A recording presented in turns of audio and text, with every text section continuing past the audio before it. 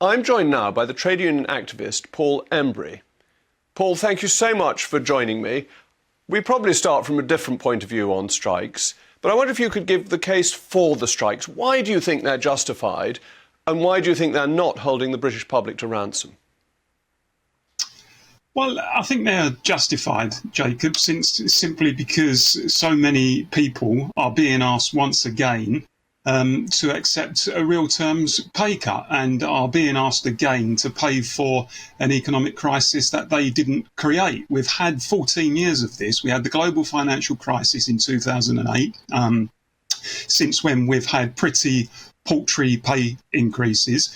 We're now going through the cost of living crisis. People are increasingly finding it difficult to make ends meet, finding it difficult to pay their mortgages, to pay their energy bills, to put food on the table.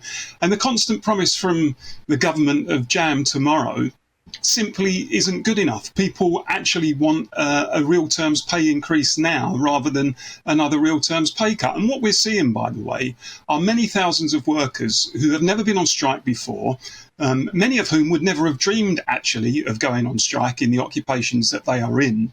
But simply because they have reached the end of their tether, they feel that this is the only option that's available to them. I mean, as to your question about whether or not they're holding the country to ransom, I don't believe they are. What they're doing is exercising their democratic and legitimate right to withdraw their labour. That isn't holding the country to ransom. That's simply exercising a right that's enshrined to them under law.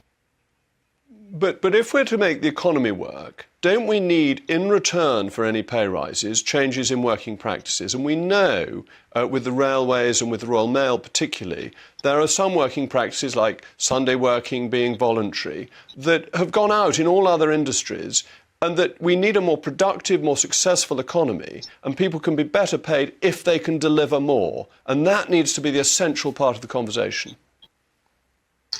Well, I think there's often a myth that's promulgated about trade unions that they oppose every single change. And by and large, it's not true. I mean, I work in the fire and rescue service, and my union has been very much a part of the modernisation of the fire and rescue service. What unions are generally opposed to are changes, that are detrimental to the service and to the public good and public safety. And demands, for example, for productivity increases that are not accompanied by better conditions and better pay. I mean, in my view, what you generally find is if you put money on the table and offer workers a decent pay increase and decent conditions, they're much more amenable to the idea of changes to their conditions of service. So we shouldn't run away with the idea that unions are not interested in any change. I don't think that's borne out by history. Well, thank you. Thank you, Paul. And we may not agree, but thank you also for your brave public service. I'm now going to turn to the panel, the former editor of The Sun, Kelvin Mackenzie, and the Labour MP, Lloyd Russel-Moyle. Kelvin, you had a lot of experience with the unions. You were involved in the move to Wapping. What do you think of the current strikes? In some ways, they replicate them. The printing unions were a nightmare, a total collection of rather overpaid thugs. And they did phenomenally well out of weak management. And remember, this was a minute-to-minute business, so they had you very firmly like that. My father was editing the Times. He was. And he knew very well what was going on. He had you like that, and they thought, right, well, we'll just carry on paying. Eventually, they came across somebody who was prepared to stand up to them, Rupert Murdoch. They all lost their jobs, but they had won every battle up to then, so they were going to fight out that battle, and that was the end of that. So when you watch the RMT, and they say, we are not going to change our working conditions, despite the fact, by the way, that the revenues have collapsed by about 30%. They say, we're not going to change our conditions. Well, that's what Lynch said. He said, we are not, that's off the table. Then you can see that this strike, I expect this strike, the RMT strike, to go on until the next election when Labour get in, as I fully expect them to, and then they will write the cheque. Look, up until that moment, that's not... What would Labour do to stop the railway strike? Well, Labour in Wales has already started to negotiate, and the RMT have been willing to talk about changes in working practices. What they are not willing to talk about is redundancies and reductions of staff, but they are willing to talk about some of the crises that we have in the railways, which is, and you quite rightly point out, that we don't have a roster system properly for weekends and bank holidays, that we require goodwill. Now, that's just poor management, if you ask me. People should be properly know people should properly know when they're going to work. We should not rely. And the big problem that we had on Southern Railways, even when we weren't on strike, if you remember, and some of the problems that they have on Avanti at the moment, is that even when they're not on strike, because there's not a proper roster, they rely on the goodwill of people doing a bit of over extra time. They're not good contracts, and the RMT are very willing to talk about, and they've always been willing to talk about reform on Sunday. Can we just hold on one second? Can we just deal with the essential point on this, which is actually there are too many employees for the amount of revenue coming in, and that literally about a third of them have to go.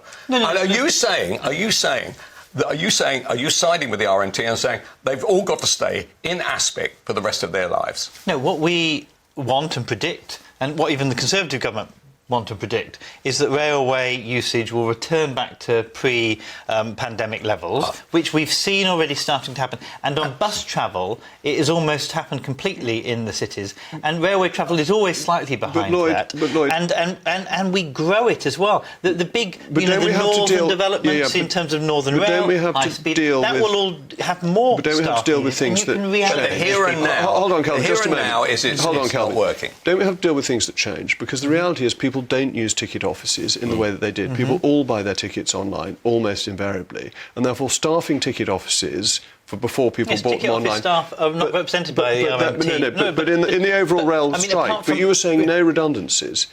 Inevitably, there have to be changes when a business has changed fundamentally. From London Underground, slightly different, but ticket office staff are represented by TSSA. Train drivers are represented by a different union as well. Yeah, so let's be clear. We're talking about the RMT strike. Well, no, because we're not talking about... TSA have actually accepted the last deal. But even those guys recognise that sitting behind a ticket office all day long doing nothing is not good for their mental health. So they have negotiated, and they're willing to negotiate. I support unions and union staff, because where unions work well, and we've seen this in the car industry, actually, apart from some of the Brexit disasters we've got for the car industry at the moment, we've seen where unions have sat down in recent years with car manufacturers, and they've come out with deals that have allowed car manufacturing in this country to, until recently, actually be quite a success story. And I think the unions will do the same. I think we're finding a degree of agreement that productivity increases do justify pay increases, but pay increases without productivity aren't. And the Sunday non-working goes back to an agreement prior to 1920, and the management needs agreement on that to change it. It's not incompetent management that has just allowed that to happen. Well, I agree with you that for pay increases over the period that go above and beyond inflation, that needs to come with productivity increases. But we have seen a long period of stagnant wages that have not increased with inflation. And let's not look just at general inflation. Let's look at wage inflation in the private sector. I mean, I quite like the Norway model, where the public sector pay increases are pegged to the private sector pay increases, and so as the public sector already get the most incredible bonanza in terms of non-pay. Pension payments of 23% from the employer are a dream if you get 4 to 6% in private. The reality why do you think all those teachers all quit at 50? They all claim stress. They're leaving. They are leaving because they can. I want to leave you with the final thought before we go on to the next thing, which is that Wapping led to a golden age in newspapers. They made money, they increased employment, and it led to people reading and survival of those businesses. And new newspapers were launched, and it was a phenomenal change around from what had gone before. Astonishing. Honestly, Rupert Murdoch, the courage of that, was incredible. And if you ask those, look, I think there were 6,000 odd guys, mainly men, actually, almost completely men, actually went on to make other things of their lives in which they were doing jobs rather than turning up as Mickey Mouse and not doing any work and going down the pub. But look, I think when we look at some of these unions now, we have to accept. I mean, take Border Force. My brother went through Heathrow, coming in from the Caribbean in 29.4 seconds. He said he'd never. Well, the army was in charge. Thank you, Kelvin and Lloyd.